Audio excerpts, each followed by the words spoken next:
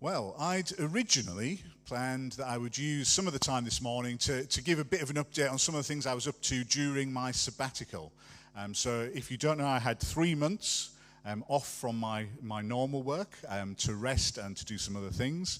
And I know that some of you are interested, at least, in hearing a bit more about that. But with everything that's happened with the Queen dying, I thought maybe this isn't the time. So you're going to have to wait. So if you are interested, I'm going to keep you in suspense. But what I will say from my sabbatical is one of the first things that I did, which is relevant, is that I organised a street party. I organised a street party for the Queen's Jubilee. And whatever you think about the monarchy, the Jubilee was a good excuse just to bring people together and to gather folks. And so on one of the bank holiday afternoons, that is what we did. We had about 30 people from our road who got together, and it was a wonderful mix of old and young. We got to know people who were new to the street, and we got to know people who'd lived there for years, but we'd never really properly met before, and many of them had never spoken to one another. And it was a joyous afternoon as we shared food, as we shared conversation, as we shared fun. There was so much food that kept coming that people had to keep going back to their houses to bring another table to put it all on. It was one of those types of occasions.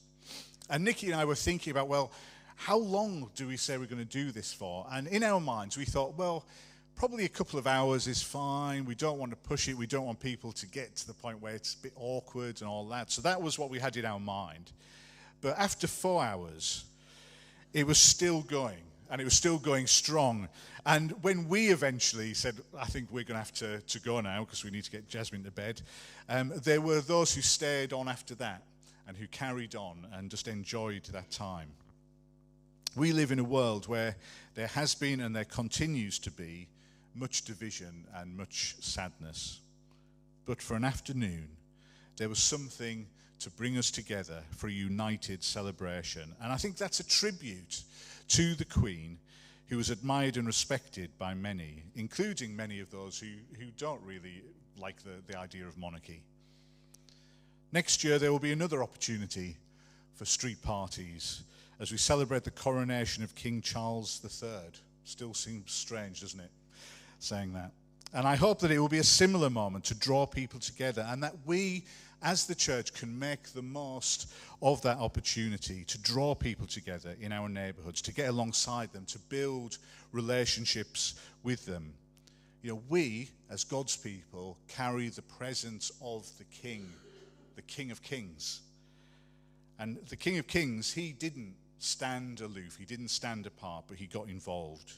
He came to be one of us. And so these sort of gatherings, these sort of moments in our society, in our culture, they're things that are really too good an opportunity to miss. With the Queen's death, there is a sense of celebration for her life, for her service, but there's also grief. It has been suggested that the outpouring of grief may encompass all the pain of these last few years, all the hurts and the losses of that time. I think that remains to be seen whether it will. But once again, people are brought together by this remarkable woman who we're giving thanks for today. Another aspect of this morning is it brings us to the end of the series that we've been going through on the one another's from the Bible, all those comments that talk about one another. And as I considered this, I thought it was right to continue with that, but to use the life of the Queen as an example to help us as we consider it. So this is what we're looking at today, 1 Thessalonians 5 verse 11, where Paul writes these words, and it's following reflections on the salvation that we've received in Jesus. And he says this, therefore, encourage one another and build each other up, just as in fact you are doing. And it struck me that as Queen, one of Elizabeth II's roles was to encourage. And she was well aware of this. Right back in 1957, I found these words from her. She said, I cannot lead you into battle. I do not give you laws or administer justice, but I can do something else. I can give you my heart and my devotion to these old islands and to all the people of our brotherhood of nations. I believe in our qualities and in our strength. I believe that together we can set an example to the world which will encourage upright people everywhere.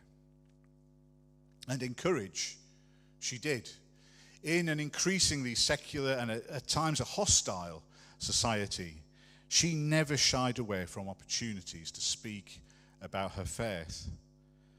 Over the years, I've noted that the Queen's Christmas speeches often said more about Jesus than the Christmas speeches from the archbishops.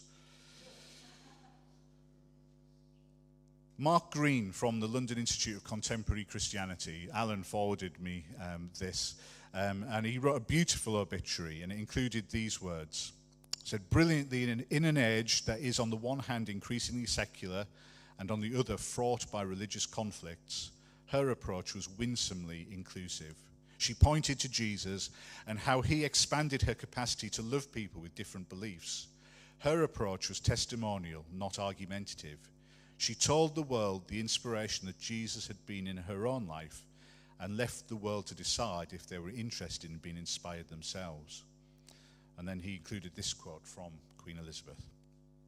I hope that, like me, you will be comforted by the example of Jesus of Nazareth, who often in circumstances of great adversity managed to live on outgoing, unselfish, and sacrificial life. Countless millions of people around the world continue to celebrate his birthday at Christmas, inspired by his teaching. He makes it clear that genuine human happiness and satisfaction lie more in giving than receiving, more in serving than in being served. We can surely be grateful that 2,000 years after the birth of Jesus, so many of us are able to draw inspiration from his life and message and to find in him a source of strength and courage. Now, the Queen encouraged us to speak about Jesus when the temptation surely is to keep our heads down and to keep quiet. So as she has encouraged us by her example, so we should encourage one another to make the most of the opportunities we have to share of the difference that Jesus makes to our lives. And to do so in that sort of testimonial rather than the argumentative way. The world doesn't need more arguments. Mark Green also, in his thing, draws attention to her example in other ways. He talks about her dedication, her diligence, her humility, her sacrificial service, the sense of her having a vocation as a calling that comes from God. Awareness of the circumstances and feelings of others. Working for reconciliation and improved relationships. Emotional resilience. Forgiveness. Green says of this, with great grace and a warm smile, like someone who rejoices in peace and reconciliation. A book that we've sort of been using to follow as part of this series, the writer Gerald Sitzer was writing about this verse, to encourage one another. And he says this, the best way to encourage people to grow in grace is to grow in grace ourselves and set an example of faith as Jesus himself did. So a big part of encouraging one another is to set an example to one another, to set an example to our brothers and sisters.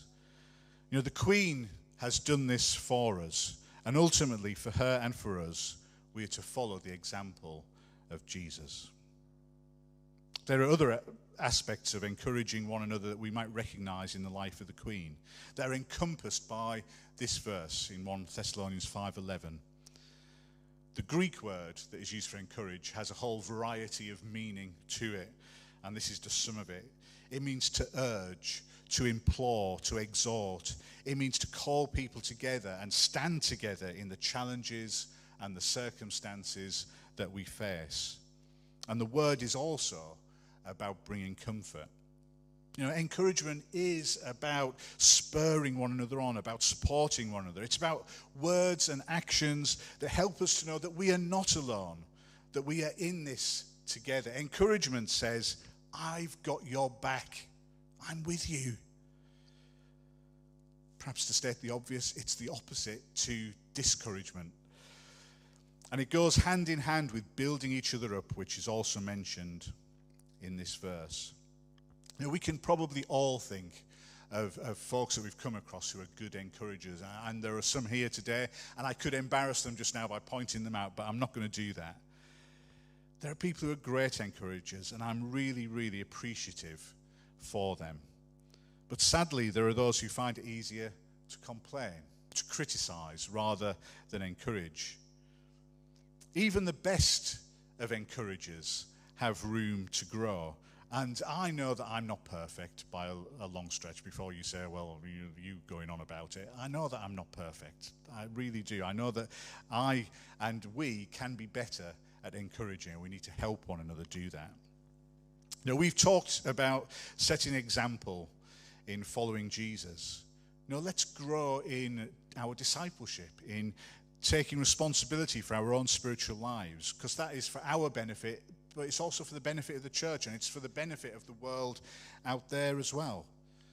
We should look for opportunities to serve. And if something doesn't seem right in the life of the church, then think about, what can I do to make this better, to improve it?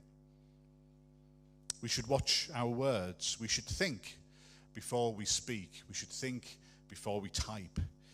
Is this encouraging? Will it build up this person? Will it build up the church?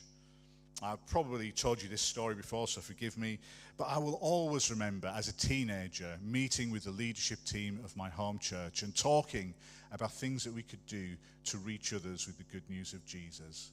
And I distinctly remember, the main memory I have of that meeting is when they prayed for me afterwards. And one of the leaders of the church prayed that I would have less enthusiasm. It wasn't encouraging. And then there's the habit of those who have a pet peeve, but they only express encouragement when you've done the thing that they normally complain about. Barbed compliments are not a way to encourage and to build up. We should learn from the past, but we shouldn't be restricted by it. Just because things happened one way in the past, it doesn't mean that that's how it ought to be now. To go back to the example of the Queen, the shift from empire to commonwealth was huge and something that she was passionate about. And I think it is a really good example of not being sort of beholden to the past. Beware of rose-tinted spectacles in looking back. Instead, let's continually ask, what is it that God is saying to us? And let's do our best to respond to him. And if he is saying something to us, ask, well, what are we going to do about it? And then when we've asked that question, to do what it is he wants us to do about it. As I was preparing for this morning, I was reading John Stott's commentary, reading particularly around this verse, 1 Thessalonians 5:11. And I thought what he had to say was good, and it helps us to tie together, I think, this series on the one another's that we're ending today. So it's a bit of a longer section, but I thought it was good and I wanted to share it. He said, "The world can be a tough and unfriendly place, as we all know to our cost. It is easy to get hurt by it. In addition, bereavement can be a very painful experience. We are also prone to fear when we think of Christ's coming to judge. These emotions can tear us apart. We can become dispirited and depressed. But God means his church to be a community of mutual support. Comfort one another," Paul writes in 1 Thessalonians 4:18. "Encourage one another and build each other up" in 5 verse 11. All three are, of course, expressions of that yet more basic command to love each other. 4 verse 9. That's what this series is really all about. Moreover, the word one another or each other emphasizes the reciprocity of Christian care. We are not to leave it to an elite of professional comforters or counselors. These have an important role to fulfill, of course, but supporting, caring, encouraging, and comforting are ministries which belong to all members of the body of Christ. They were already being exercised in Thessalonica. Paul was able to add to his call for mutual love the acknowledgement that, in fact, you do love all the brothers throughout Macedonia in 4 verse 10. And similarly to his call for mutual encouragement and upbuilding, he added the clause, just as in fact you are doing, 5 verse 11. No community could call itself Christian if it is not characterized by reciprocal love. Yet equally, no community is such a paradise of love that its members do not need to hear Paul urging them to do so more and more, 4 verse 10. You know, there was a moment this week on what has been rather extensive coverage of the Queen's death, where the reporter was stood outside Buckingham Palace on the Mall. And he commented that it's also the finishing point for the London Marathon. And he was saying how appropriate it was that she was about to travel along it on her final journey to be laid to rest, because she'd run the race and she'd run it well. Now, I'm not sure whether he had in mind the words from Hebrews chapter 12, which say this: Therefore, since we are surrounded by such a great cloud of witnesses, let us throw off everything that hinders and the sin that so easily entangles, and let us run with perseverance the race marked out for us, fixing our eyes on Jesus, the pioneer and perfecter of faith. For the joy that was set before him, he endured the cross, scorning its shame, and sat down at the right hand of the throne of God. Consider him who endured such opposition from sinners, so that you will not grow weary and lose heart. You know, the life that God calls us to is described as a race for a reason. And that expression, you know, that it's a marathon and not a sprint, I think really does apply here. There'll be times it gets tough, and we especially then need the encouragement of others to keep going. But there'll be times when the going is good, and then I think we need to especially be encouraging those who are finding it a bit harder at those moments. You know, picking up on John Stott's words and thinking of the Queen's death and the national mourning, bereavement can be very painful and life can be tough. Our encouragement of one another should spill out from just among us to others too. The death of the Queen and the continuity that she represented has left many people feeling bereft and lost. At this time, it's important for us as the people of God to model hope, to model peace, to be an example in those things as we trust God, and to extend the possibility of hope and peace to people who are really struggling and who really need it. We need to show people how to put their trust in God, who is faithful and who is constant. Our nation needs encouragement, so let's encourage them with the message of hope that is through Jesus Christ, and it's through faith in him. After all, that's something that the Queen held on to dearly throughout the whole of her life and service. And I think it would be a great joy to her if her death meant that people would enter into the promise of eternal life that she now enjoys. As I finish, I want to put a little video on. It's a tribute to the Queen, and I hope that this will be helpful to you. And just after that, Elizabeth's going to come and we're going to sing a song that was a hymn that was written for the Queen's passing. So after the video, can you do that? Thank you. I'll sit down.